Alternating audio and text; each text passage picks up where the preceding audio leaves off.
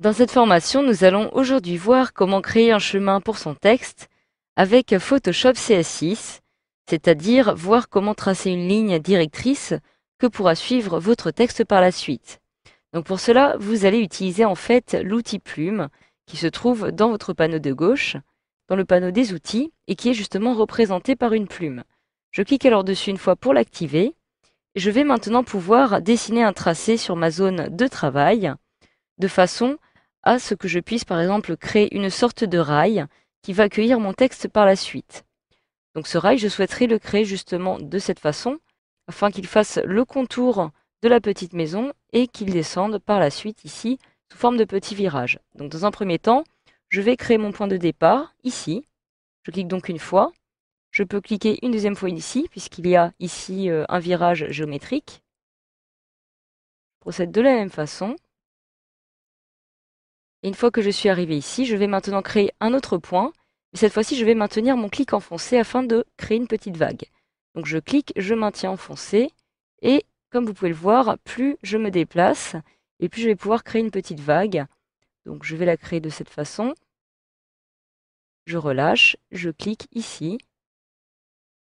Comme ceci. Donc je viens de créer maintenant un petit arrondi.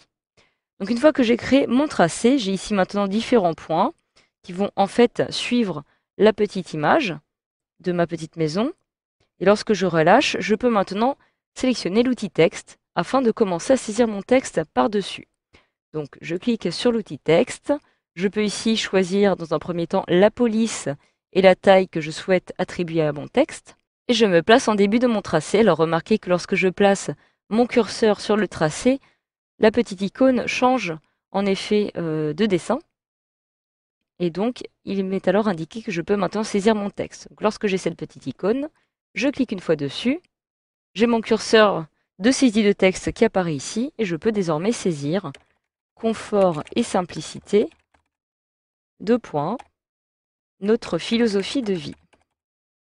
Voilà, donc je viens de tracer mon texte, comme vous pouvez le voir. Et celui-ci a donc bel et bien suivi la petite ligne que j'avais précédemment tracée. Donc voilà, si j'avais décidé de créer une petite vague ici, c'est tout simplement parce que mon texte, dans un angle droit, eh bien, allait tout simplement avoir les caractères qui allaient se chevaucher, évidemment. Donc pour cela que j'ai créé une petite vague. Mais si je souhaite, par exemple, déplacer mon texte sur le rail, il me suffit tout simplement de cliquer sur la sélection du tracé. Donc il s'agit de cette petite icône représentée par une flèche qui va me permettre de sélectionner justement mon texte. Je clique dessus pour le sélectionner. Je place mon curseur en début de texte.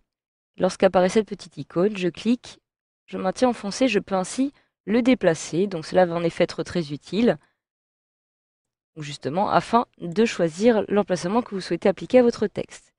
Une fois que j'ai réalisé tout cela, je peux maintenant, si je le souhaite, décider aussi de modifier la couleur de mon texte. Donc je retourne sur l'outil texte en cliquant dessus pour le sélectionner. Je clique une fois ici sur mon texte.